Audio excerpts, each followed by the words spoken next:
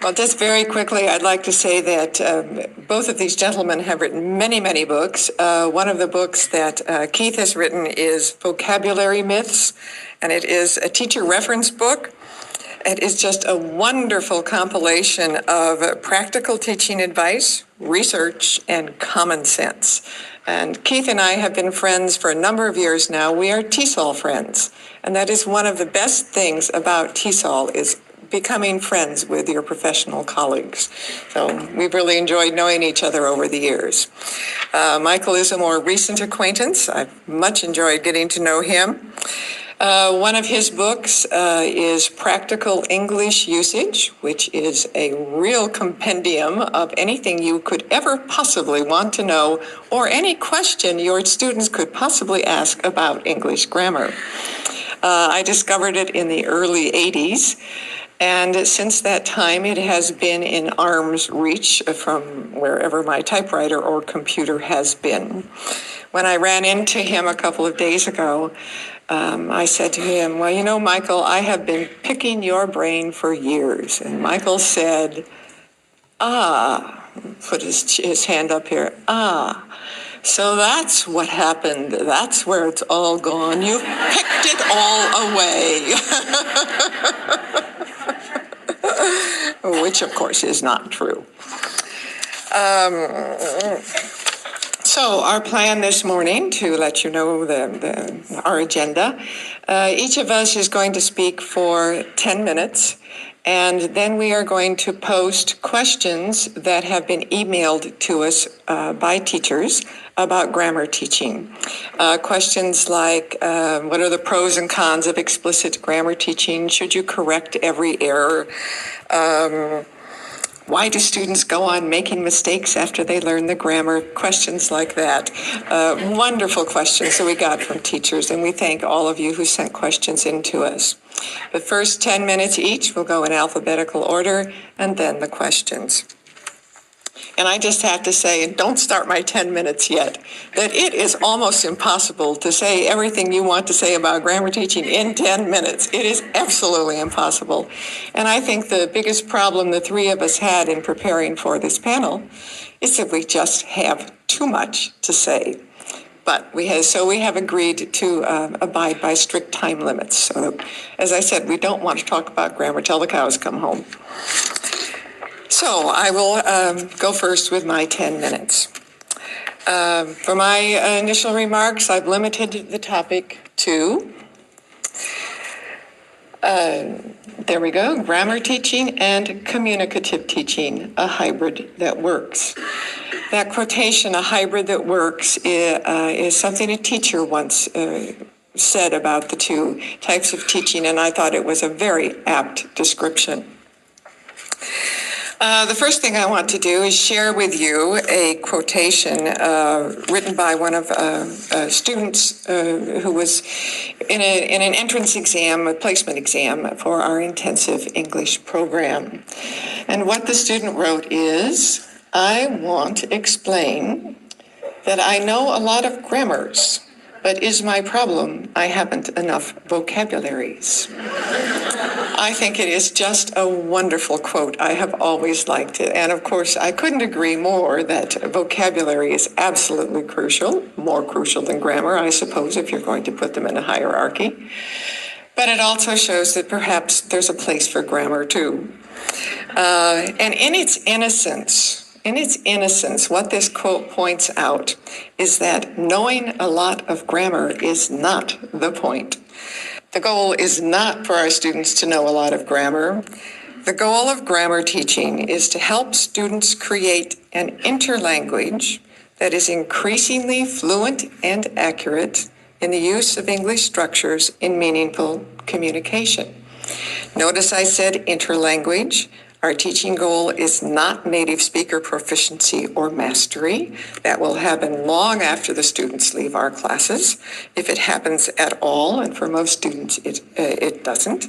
So the interlanguage is their important medium of achieving their goals in university study or their jobs.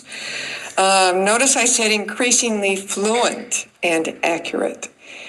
Fluency is just as much a goal in grammar teaching as accuracy.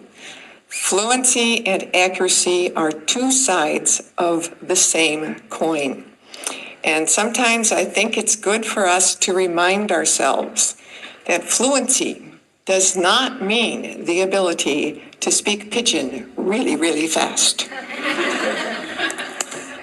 And so the goal of grammar teaching is for our students to be able to communicate meaningfully in all skill areas. In other words, the goals of grammar teaching and the goals of communicative teaching are fundamentally the same.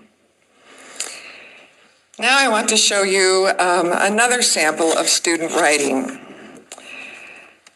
This one will unfortunately look very familiar to those of you who teach Generation 1.5 students and shows some serious fossilized usage problems.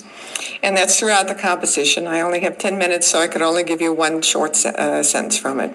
The topic is, what should happen to teenagers who commit crimes? And the student has written, if the court sent a kid in adult prisons will get worse, not better, or this, I think the society or the court need to build a new jail for the juveniles that have doing crimes, and the court should treat them as adults, but only in court. This student immigrated to the United States at age 8, graduated from a U.S. high school with a diploma, and was enrolled in a U.S. college at the time this was written. That's 10 years in the U.S. school system.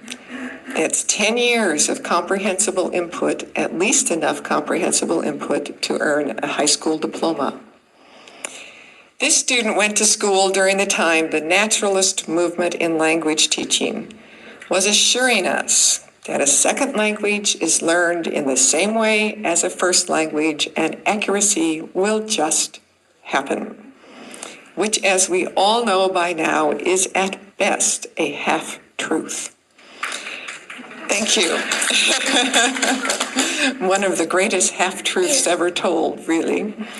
No matter how much theory you wrap it in, there are significant, obvious, observable differences between learning a second language as an adult and a first language as a child. And as we teachers know, accuracy does not always just happen. This particular student, I taught a number of Generation 1.5 students.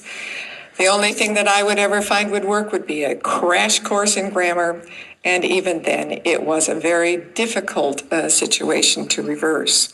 And when working with these students, I would always say to myself, boy, I wish I'd had you in my grammar class at a crucial stage in your interlanguage development. Then by comparison, I consistently observed that the second language students in my freshman English class, the writing class, the ones who had a good grounding in basic grammar, and I don't mean anything fancy. I mean, they can find a subject and a verb, that sort of thing, that they were much more likely to have the language skills expected at a university and be able to achieve, or have at least the opportunity to compete and succeed at the university. So when I would come to TESOL, and I would listen to speakers such as Stephen Krashen in particular and others who advocated zero grammar, were opposed to the direct teaching of grammar in any way whatsoever, I would always wonder if they were teaching the same students that I was teaching. If they had to Monday morning go to class and face the same students that I was going to face on Monday morning. I found it hard to imagine. I believed then, and I believe now, that those who advocated zero grammar were just simply wrong. And I wasn't alone. During the heyday of the naturalist bandwagon in the 80s and the 90s, the number of teachers actually using grammar-based materials was increasing dramatically, exponentially. There was a real disconnect someplace in our field.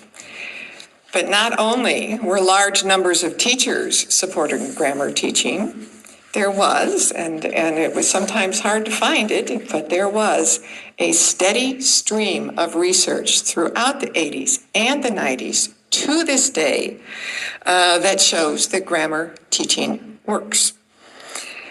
In my reading of the research literature, much of the academic community today seems generally in agreement that students in second language programs that include both grammar teaching and communicative teaching show accelerated learning and substantial gains in usage ability compared to students in programs that provide only communicative exposure to target structures. Or to say it more simply, much of the research shows that if you combine grammar teaching and communicative teaching, the students learn faster and better.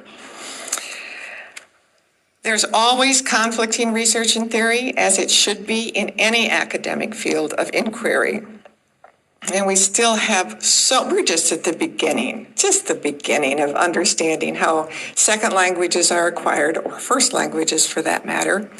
No one has all the answers, and people who do say they have the answers make me very grumpy.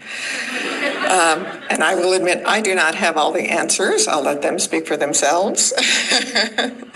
But if you're interested in exploring a survey of some of the recent research literature in grammar teaching, I think a good place to start would be an article by Hossein Nasaji and Sandra Fotos. You can find the citation and the information about the article on my website, or copy it down here. My website is azargrammar, it's not hard to remember, .com. Somehow, for a while in our field, the term communicative language teaching got more or less, this is how I viewed it, the term communicative language teaching got co-opted by the naturalist movement and came to mean that if you engaged in communicative language teaching, that meant you could not engage in explicit grammar teaching. But that is simply not true, and it never has been. Grammar teaching can be integrated into a communicative framework or a skill-based curriculum. Communicative methods and materials can be integrated into grammar-based teaching. There are a number of good ways of integrating the two. So the final thought I want to leave with you is this. Communicative teaching and grammar teaching are not mutually exclusive. They are mutually supportive. They fit hand in glove. They are, as I said, what one teacher calls a hybrid that works. Thank you.